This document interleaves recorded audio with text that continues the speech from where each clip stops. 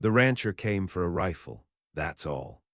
Sun was just dragging its belly over the mountains when his boots hit the porch boards of Dobbs' outfitting and supply, and the only thing he expected to find behind the door was the usual: walnut-stocked Winchesters, overpriced cartridges, maybe a bottle of Thompson's liniment if the old bastard still carried it. He stepped inside, ducking under the faded elk rack nailed over the doorframe. Dust motes stirred in the early light. The place was quiet, too quiet for a Friday. The bell above the door had clattered just fine, but no one answered from the back room. No stove lit, no pipe smoke hanging, no Dobbs. The rancher stood for a moment, hat still in hand, taking it in. The shop felt deserted, yet nothing was out of place. A half-finished account book lay open at the counter, ink still wet. Behind the glass, the rifles lined up neat, their barrels polished, their tags dangling by string like game carcasses waiting to be cleaned. He called once, Dobbs, but got nothing back. The rancher wasn't a man to pry, but he also wasn't a man who liked wrong silences. He moved behind the counter, boots quiet on worn pine, and turned toward the narrow door marked gear. That's where Dobbs kept his spare tack, rope, lanterns, and what was left of the good guns. It wasn't locked. When he opened it, the stink hit first. Metallic, wrong, the kind of smell you didn't forget once you'd been to war. Then he saw her. She was crumpled on the floor beside a stack of bridles, arms tied behind her back with braided lead line. Dried blood had matted her dark hair to her scalp. Her dress, once white or maybe pale yellow, was ripped across the bodice, dirt ground at the knees. One of her eyes was swollen shut, the other tracked him like an animal half-cornered. The rancher didn't speak. He stepped inside, crouched low. Her lips moved, words he couldn't catch. Her mouth was cracked, crusted in blood. He looked at the bindings, tight, cutting into the flesh. Rope burns, bruising on her ribs, wrists, face. Her breathing was shallow, but she was breathing. He put a hand to her shoulder, gentle as he could. "Who did this to you?" She winced but didn't look away. "Dobbs," he asked low. "Where is he?" Her jaw flexed like she meant to speak, but something behind her eyes shuddered. Instead, she twisted once, painful, and angled her chin to the far wall behind the bridles. There was something under the horse blankets, a shape. The rancher stood, pulled them back, and found the rest of the story written in blood. Dobbs lay face down, arms twisted underneath. A black hole just beneath his left ear, shot execution style. Flies had already found him. The rancher stood still. Then he turned to the girl, not woman, not really, maybe 19, maybe younger if you scrubbed the dirt and blood off her face. Her lips moved again, one word this time. "Help." He didn't ask any more questions. He cut the bindings, lifted her in both arms. She cried out, ribs likely cracked, and carried her out into the rising sun. They were a mile out before she passed out. He laid her in the back of the buckboard, tucked canvas around her shoulders, and kept riding. There was a doctor in Calden Springs, 4 miles east, if the damn old mule held out. He didn't let himself look back at the outfitter's shop. He knew what he'd find: blood, rope, silence. What he didn't know was who she was, or why she'd been left alive. Dr. Halford took her in. He was a hard man, mostly bones and suspicion, but he didn't hesitate. The rancher waited outside, pacing beside his wagon until the door opened again. Halford stood on the threshold, arms crossed, face pinched. "She'll live," he said, "but she's a long road ahead." "What was done to her?" Halford's jaw twitched. She was beaten, starved, wrist fractures, cracked ribs. She'd been tied up for days, maybe more. There's branding on her thigh. Someone marked her like livestock. Burned a double M sigil into the skin. That mean anything to you? The rancher's breath stilled. The double M. "Yeah," he said, "it means something." The McCraw brothers, Malden and Mitch, bastards who ran a cattle outfit south of the old Union tracks near Brush Hollow. Everyone knew they dealt in rustling, bribes, and whispers worse than that. No one had ever proved it, and no one had crossed them and lived long after. "What about Dobbs?" Halford asked. "Dead," said the rancher. Halford spat into the dust. "Then the girl's lucky, real lucky." The rancher didn't answer. He was thinking about the look in her one good eye, the way she'd stared at him, not grateful, not afraid, but full of something else. Recognition. As if she'd been waiting for someone, not to rescue her, but to know what she'd do next. She didn't speak for days. Halford kept her under morphine for the worst of it, but even when she was awake, she said nothing. Only watched, listened, tracked every sound like a wolf pup in unfamiliar woods. The rancher came daily. He didn't ask questions, just brought water, peeled apples, sat near the bed without touching. On the fourth day, she whispered one word. "Juniper." He looked up. "Your name." A nod. "You want to tell me what happened?" Her jaw clenched. She stared at the wall. "No." He nodded like that was enough. "All right." But that night he rode out, past the edge of Calden Springs, into the hills where his land met the McCraw Range. He stood above the arroyos and watched the lights of their bunkhouse far below.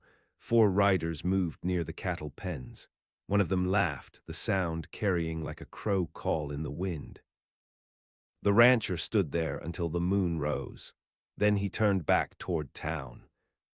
He wasn't the only one watching. Juniper hadn't slept. She lay still on the cot in the dark and listened to the night air shift when he returned, the way his boots fell heavier than usual on the porch, the scrape of the doorframe as he entered the dock's side room. She remembered that sound. It was the last thing she heard before they dragged her into Dobbs's gear closet. She didn't sleep the rest of the night. She waited, silent, planning. Because she remembered more than just the door. She remembered names, voices, a map of who'd held her down. And she remembered the rancher. Not from the shop, but from years ago. Back when she had another name, back when she had a brother. And someone had carved a brand into his chest, too. Juniper got her strength back slower than she wanted. She hated the way her hands shook when she tried to button her own blouse, how her legs trembled after standing for more than a minute. Halford offered a cane. She refused it. The rancher said nothing, just helped her outside on the 6th morning when she asked to see the sun. She squinted up at the hard blue sky like it was a dare. The town moved around her as if she weren't there, wagons rolling, boys shouting near the smithy, women bartering at market stalls. No one looked too long. No one asked who she was or where she'd come from. Calden Springs had seen girls with bruised faces before. It had learned not to ask. The rancher brought her back to the boarding house near the livery. It was quiet, sun-bleached, run by a woman with no interest in small talk. Juniper liked that. The rancher paid for a month up front, said nothing about it. "You got a name?" she asked him on the porch. He paused, hand on his hat brim. "Calder," he said. "Tomas Calder." She nodded once, slow. That name rang in her like a bell struck under water, familiar but not yet clear. "All right," she said. "Thank you." He didn't answer, just tipped his hat and stepped off the porch. Juniper counted coins at night. She had $11 in change tucked into the hem of her dress, missed by whoever stripped her clean before the gear closet. Hidden pocket, sewn in by her brother when they still ran jobs together, small-time scams and saddle tricks, nothing violent. Not till the day they hit McCraw territory by mistake. Not till her brother wound up a warning nailed to a pine tree. She remembered Mitch McCraw's eyes, pale like milk left out too long. Malden's laugh, rough and wet, the kind that followed you into sleep. She remembered the third man's voice, calm, quiet, wrong. She never saw his face, just his boots when he stepped on her hair and whispered into her ear that she'd be found in pieces, that no one would even look. He was wrong. Calder had found her. But he hadn't just found her. He'd known who the McCraws were, knew the brand. That meant something. Meant maybe he'd had cause once, or maybe he was smart enough to listen to stories other men ignored. Juniper didn't trust him, but she didn't distrust him either. She just didn't think he was here for no reason. The first name she wrote in her notebook was Dobbs. She owed him that much. He tried to help her, paid for it with his life. The second name was Malden McCraw. Not Mitch Malden. Because Malden was the one who gave the orders. Mitch was just the hand that held the blade. She'd seen Malden once in town years ago. He'd come in with 2 deputies and a smile too wide for his face. They drank free, bought women who didn't want buying. No one said a word. Because everyone knew the McCraw Range controlled the water lines, the back trails, the freight contracts. But that didn't mean they couldn't blade. She waited a week, ate boiled potatoes, bathed in cold water, stitched the split hem of a brown skirt someone left behind in a drawer. She practiced walking the room without faltering. By the 8th day, she made it all the way to the saloon by herself. Not to drink, just to listen. She sat in the corner with a tin cup and pretended to be invisible. Men talked loud when they thought no one important was listening. She heard about the cattle drive west of Quartz Ridge, heard about a boy thrown from a gelding and split his head like a melon, heard about a new marshal riding down from Durston Flats. And she heard about Calder. He's been poking around the old claim roads, one man muttered into his whiskey, looking for something. Not gold, said another, maybe ghosts. They laughed, Juniper didn't. That night she walked to Calder's place. He lived in a split-log shack up on the ridge above town, near the aspen grove. No neighbors, just the sound of wind in trees that never quite stopped whispering. He answered the door like he'd been expecting her. "You want something," he said. "I want names." He stepped aside. Inside, the place was cleaner than she thought it'd be. No woman's touch, but careful, rifle over the hearth. Canteen refilled, floor swept. He poured her coffee without asking. She took it. "They took my brother," she said. "Year and a half ago, strung him up like a scarecrow, said he was rustling. He was. We were running a rigged poker game through the bunkhouses. Didn't know who owned the range." "McCraws." She nodded. "I came back, quiet, stayed low, waited, tried to figure who gave the order, got close to Dobbs. He was kind. Said he'd help me get out to Durston, find someone who'd testify, but someone tipped them off. They came the night before we were supposed to ride." Calder was quiet. "Why'd you go back to their land?" he asked.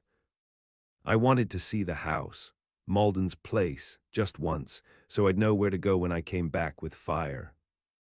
He let out a breath through his nose. "I went there once too," he said.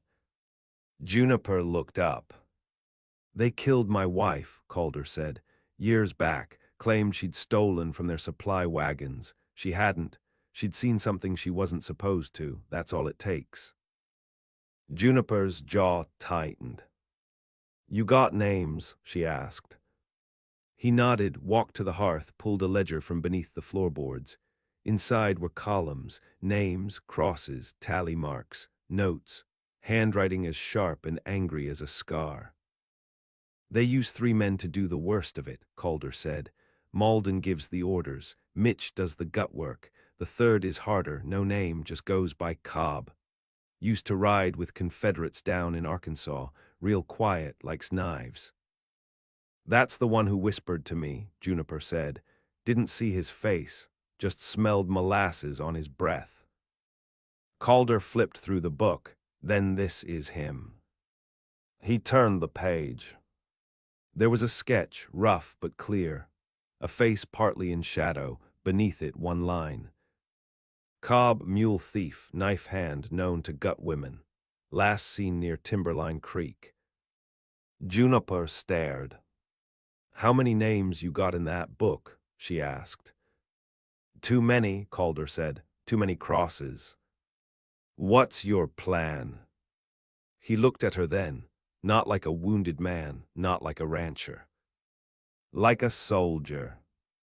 I was waiting for the right time." Juniper nodded.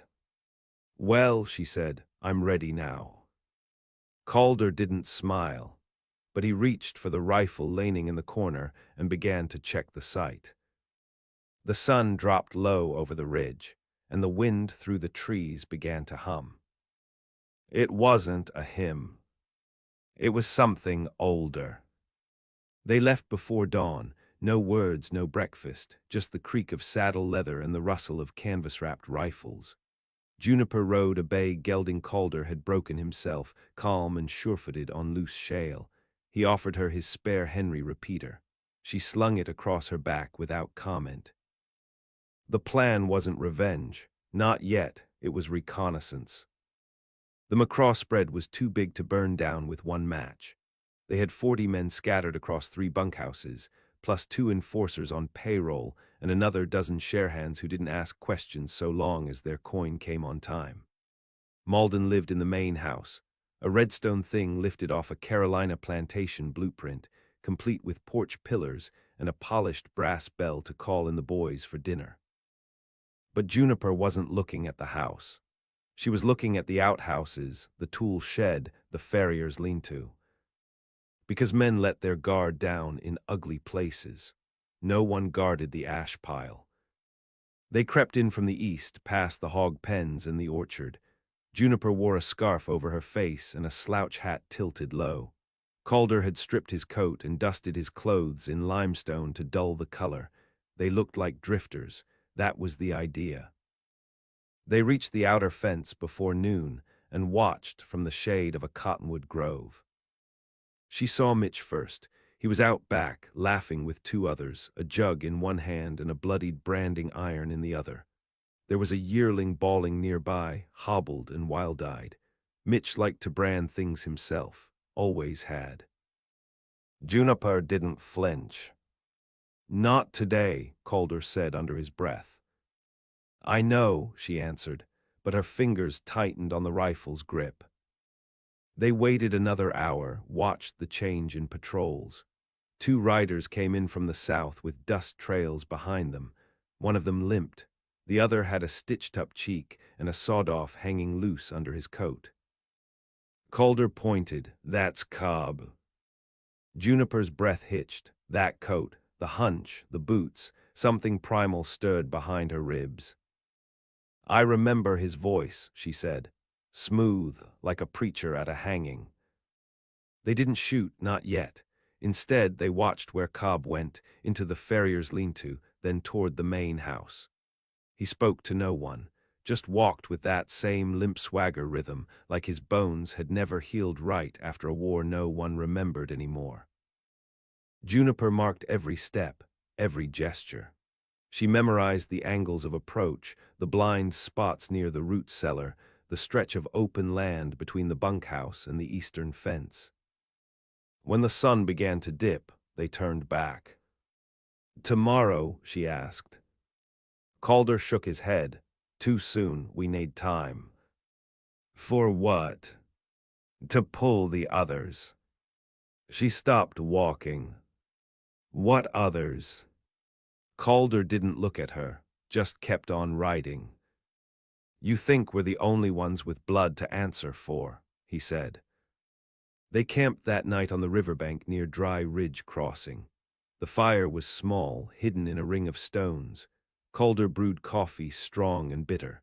Juniper leaned against her saddle, coat drawn tight, eyes tracking the stars. "How long you been building this?" she asked. "Since Ruth died," Calder said. That was the first time he'd spoken her name. "She was my wife, taught school down in Etta Hollow. Smart, soft-spoken. She caught Malden's men dragging a 14-year-old out of the feed store backroom, tried to stop them. Next morning I found her in the well." Juniper closed her eyes. "I'm sorry." I'm not, Calder said. She wouldn't want pity, she'd want fire. They didn't speak again that night. By week's end, the others had come. First was Jonas Pike, blacksmith, thick-armed, with a burn scar across his jaw from when Mitch tried to teach him a lesson about resisting taxes owed to the McCraws. Jonas hadn't forgotten. He still kept the iron he was branded with, hanging above his forge like a goddamn trophy. Next was Cassie Harlan, widow. She ran the bakery in Cormorant Gulch, lost her son after he refused to work McCraw fence lines. He disappeared for 3 days, came back with no eyes. She brought her shotgun and 3 jars of black powder wrapped in flour sacks. Then came Two Bits. Nobody knew his real name, fast with a knife, faster with a lie. Said he owed Calder for pulling him out of a dry well 2 years ago.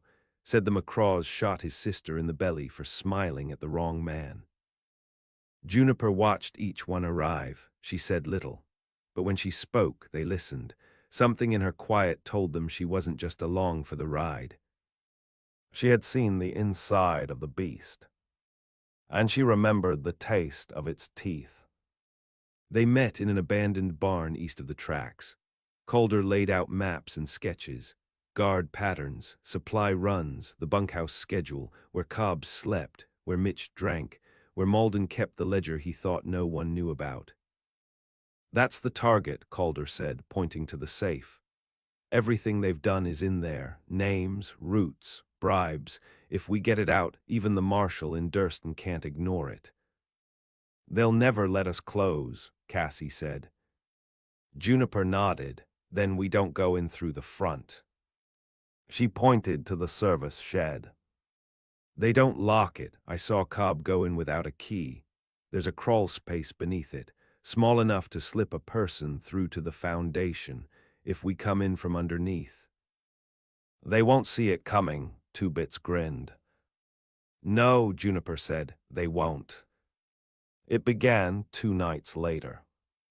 Jonas set the first distraction, tipped a cart of flammables near the outer fences, lit it, and let the fire spread. As riders rushed to douse it, Juniper and Calder crawled through the drainage ditch toward the shed. She went first. The crawl space was narrow, lined with stone and mud. Her fingers bled on the rough brick. Her breath echoed loud in her ears. But she made it through, up into the shed, then out into the shadows behind the main house. Cassie met her there, passed her a cloth sack. Inside, tools, lamp oil, 2 jars of lye. Juniper didn't flinch. Get the ledger, Calder whispered, then signal. She nodded once, then slipped inside. She moved like a shadow, light on her feet, body close to the walls. The house was too big, too empty. The McCraws had grown arrogant. They never believed anyone would get this close. She reached Malden's office. The safe stood behind a painting of a longhorn skull. She cracked it open with tools Cassie had taught her to use in a bakery cellar back when they were just women surviving. Inside were documents, letters, a book wrapped in oilskin. She took it all. Then she heard the sound. Boots 3 pairs, coming fast. She turned, heart hammering, and saw him. Cobb. He didn't speak, just drew his knife. But Juniper didn't freeze. She moved. She grabbed the lamp oil and flung it. Glass shattered, flames roared. Cobb screamed. Juniper ran. She didn't stop when she hit the ditch, didn't stop when she heard gunshots behind her, didn't stop until she was on her horse, ledger in hand, blood on her sleeve, smoke trailing behind her like a banner of war. Calder rode beside her, Jonas behind. Cassie whooped like a banshee. The barn burned by morning.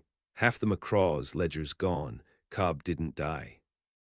But he burned. And Juniper. Juniper was just getting started. By morning the plains were whispering with smoke. The barn fire had lit more than timber, it had stirred the whole territory awake. McCraw riders were seen all over, scouring the roads, stopping wagons, questioning drunks, checking church basements.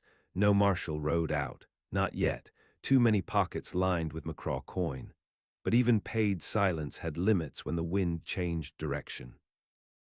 Cobb survived. That much was clear. A stable hand in Cormorant said he'd seen a man with half his face swaddled in gauze carried out of the Redstone house. Said he didn't scream once. Just gripped Malden's coat with his burnt hand like it was the only thing holding him on this side of the dirt. Juniper wanted to be glad he lived. She was, because death would have been clean. She didn't want clean. She wanted him to know it was her. They couldn't stay in town. Cassie and Jonas rode west. Two Bits vanished, said he had an errand in the gulch, likely a lie. Juniper and Calder circled north toward the old mine trail, keeping low, riding hard. They slept under willows, drank from stagnant creeks, ate what they could catch. Every night Calder read from the stolen ledger, page by page. It wasn't just names, it was debts, agreements. Half the county had their souls pinned to McCraw Inc. There were numbers beside each, amounts owed, interest charged, payments collected in kind. Children's names next to goods delivered, girls marked with initials. 4 of the entries were crossed out in red. Juniper read until she tasted bile. "You said this was proof," she said one night, her voice quieter than the fire crackle. "It is." "No, it's a graveyard." Calder didn't answer, just folded the ledger shut and watched the dark stretch out around them. They met the others again at a cabin near the pass. Jonas was stitching a bullet graze. Cassie had smoke in her hair and powder burns on her skirt.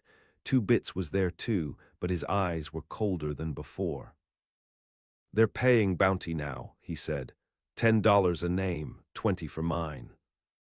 "Who's taking the jobs?" Calder asked. "Out-of-towners, drifters, a few former deputies. McCraw's put up posters in Durston and Plum Creek, say we're anarchists." "Liars," Cassie muttered. "No," Juniper said, "they're afraid." The decision came fast after that. They couldn't just wound anymore. They had to cut. The target was the freight line. Every week, McCraw goods were carted north to Sutter's Bluff, cattle, flour, arms, whiskey. But beneath the crates, hidden in false compartments, ran the real trade: opium, stolen payroll, trafficked girls. They would hit the train. Calder scouted the rails. Juniper rode into Sutter's disguised as a farm girl and bribed a telegraph boy for shipping manifests. Jonas and Cassie built the explosives. Two Bits mapped the schedule down to the minute. 3 days later, they made their stand in the canyon. It was narrow, high-walled, perfect. Jonas packed the dynamite into a culvert. When the train came around the bend, Juniper stepped onto the tracks with a kerosene lantern and her coat flared wide. It was a madwoman's silhouette. The engineer screamed. The brakes screamed louder. They never made it to the blast point. The train shuddered to a halt less than 50 feet from where Calder waited, rifle drawn. Juniper climbed the side, boots loud on the rungs, and kicked open the third boxcar. Inside, crates marked Mullihorn feed, but beneath them rows of iron cages. Chains, rag bundles. Girls. Alive. One of them couldn't be older than 10. Juniper dropped to her knees. "We've got them," she said through clenched teeth. "We've got them all." The aftermath was quick and ugly. Cassie walked 2 of the older girls to safety while Calder and Jonas buried the worst. They didn't leave the crates behind. They piled them, doused them in oil, and lit the whole car. Flames rolled skyward, black, choking smoke. It was a funeral, a reckoning. Then Juniper took the ledger and left. Alone. She rode for Malden's house before anyone could stop her. through back hills and dry creeks, straight into the lion's teeth. She made it to the orchard before dusk. The guards were doubled now. Lanterns burned along every fence, but she didn't come through the fence. She came through the storm drain. She crawled it once, knew its shape like a scar. She came up beneath the stable and waited until night. When the bells rang for supper, she moved, past the bunkhouse, past the garden where she'd once buried her own belt so they wouldn't use it to hang her. She slipped into the house like a shadow through rot. Malden was in the study, alone, ledger open, drink in hand. Juniper raised her pistol. "Look at me," she said. He did. His eyes went wide. "You," he whispered. "No, no, you." She shot him in the knee. He dropped like a sack of bones, screaming, clawing the floor.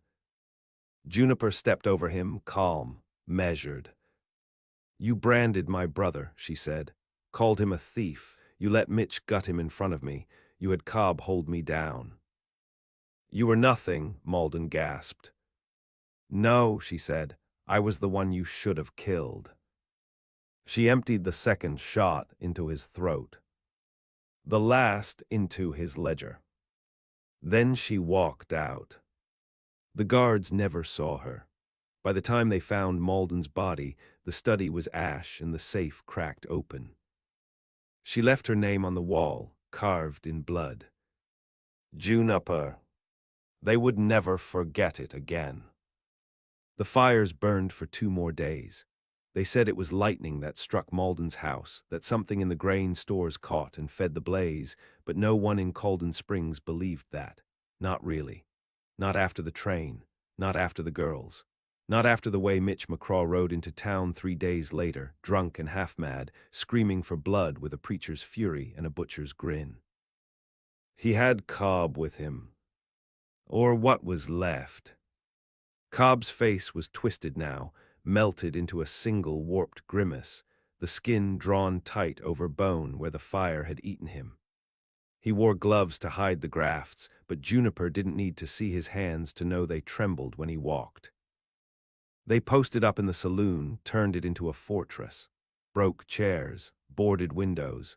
Mitch stank of sweat and whiskey and old powder. Said they'd find the bitch who did this and hang her where the town could watch her choke. He didn't know she was already there. Watching. Waiting. Calder didn't argue when she said she'd do it alone. Cassie offered to back her. Jonas said he'd sharpen the blade. Two Bits just nodded, flicked his coin once and walked away.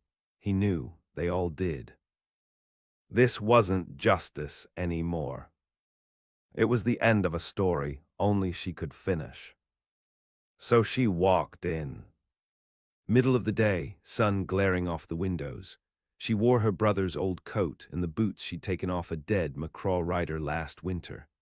Hair braided back, rifle slung over her shoulder. No mask. No mercy. The saloon doors groaned when they swung. Mitch stood from behind the bar like a bear rising from sleep. One eye red, the other wild.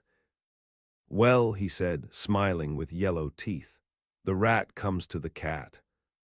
Cobb was beside him, silent, breathing like a dying dog through scorched lungs. Juniper stepped in. "You remember the closet?" she asked. Mitch's smile dropped. "I remember a girl who screamed when I lit the iron. And I remember how your hand shook when Dobbs cocked his shotgun." He lunged. She fired once, clean through the gut. He dropped like the animal he was, screaming, clutching his belly, writhing in blood that poured like something freed from a well. Cobb came next, knife in hand, but slower now, weaker. His body betrayed him even as he rushed. Juniper didn't shoot him. She waited. Let him come close. Let him smell her again, the way he had in that dark room. Then she took his blade from his hand, drove it into his ribs. 1 inch at a time. He made no sound, just looked at her with eyes already clouded. "You die slow," she whispered, "because you made others die slower." She pulled the knife free. Let him drop beside Mitch, who was still choking on his own blood. She turned and left. The town didn't stop her. No one moved.